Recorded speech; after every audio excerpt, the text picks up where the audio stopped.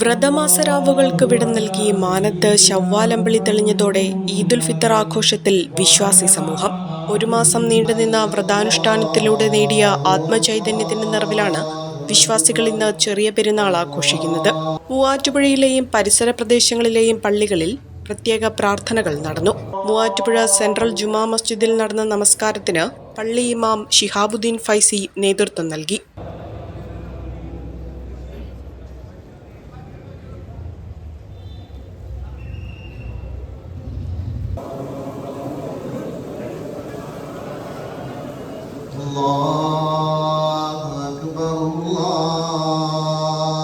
നിരവധി വിശ്വാസികളാണ് മൂവാറ്റുപുഴയിലെ തന്നെ ഏറ്റവും വലിയ പള്ളിയായ സെൻട്രൽ ജുമാ മസ്ജിദിൽ നമസ്കാരത്തിനായി എത്തിയത്. ഇതര സംസ്ഥാന തൊഴിലാളികൾ ഉൾപ്പെടെയുള്ള വിശ്വാസികൾ പങ്കെടുത്തു.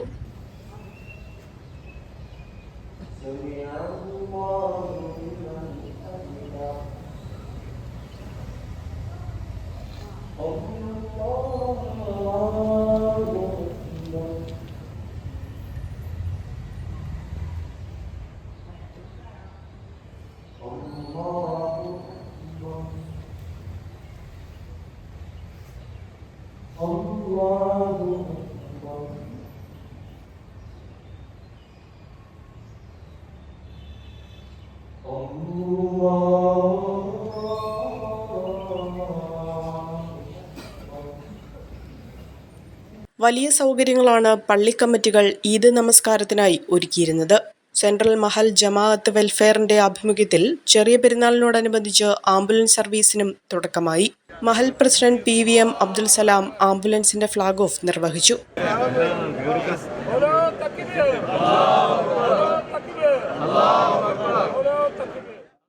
നമ്മുടെ മഹലിലെ നിരാലംബരും നിർധനരുമായ ആളുകൾക്ക് ഏതവസരത്തിലും തികച്ചും സൗജന്യമായി ഉപയോഗിക്കാവുന്ന തരത്തിലാണ് ഈ ആംബുലൻസിൻ്റെ കാര്യങ്ങൾ നമ്മൾ ഇവിടെ ഏർപ്പാടാക്കിയിട്ടുള്ളത്.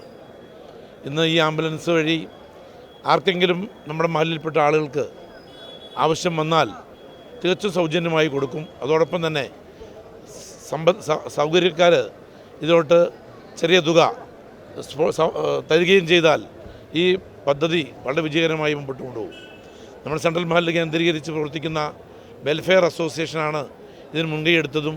ഏകദേശം 10 ലക്ഷം രൂപയോളം നമ്മുടെ മഹലിലെ സാധാരണക്കാരും സമ്പന്നരുമായ എല്ലാവരും ഇതിനകത്ത് പങ്കെടുത്തിട്ടുണ്ട്. സൗജന്യമായ സേവനമാണ് മഹലിലെ അംഗങ്ങൾക്ക് നൽകുവാൻ ഉദ്ദേശിക്കുന്നത്. മൂവാറ്റുപുഴ ടൗൺ ഹാൾ മൈതാനിയിൽ നടന്ന ഈദ് നമസ്കാരത്തിന് ജമാൽ അസ്ഹരി നേതൃത്വം നൽകി. അല്ലാഹു അക്ബർ.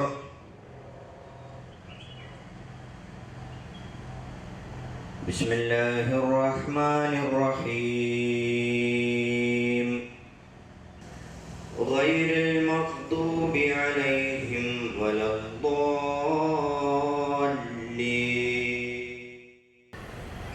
അങ്ങനെ ഒരു മാസം ത്യാഗം നിറഞ്ഞ ജീവിതത്തിലൂടെ, ത്യാഗനിർഭരമായ ജീവിതത്തിലൂടെ കടന്നു വന്ന് സന്തോഷത്തിൻ്റെ ഈ ദിവസത്തിൽ നമ്മൾ എത്തി നിൽക്കുമ്പോൾ ഈ ഒരു മാസത്തെ വ്രതാനുഷ്ഠാനവും ഈദും ഈ ദിവസവും നമുക്ക് നൽകുന്ന സന്ദേശം ത്യാഗ ജീവിതത്തിലൂടെയാണ് നമുക്ക് വിജയത്തിലേക്കും ലക്ഷ്യത്തിലേക്കും എത്താൻ സാധിക്കൂ എന്നതാണ് ഇന്നത്തെ ആദ്യത്തെ സന്ദേശമായി എനിക്ക് സമർപ്പിക്കാനുള്ളത്. ജീവിതത്തിൽ പലതും അഭിമുഖീകരിക്കേണ്ടി വരും, ത്യാഗങ്ങൾ സഹിക്കേണ്ടി വരും, ത്യജിക്കേണ്ടി വരും, ചിലതൊക്കെ വേണ്ടെന്ന് വെക്കേണ്ടി വരും.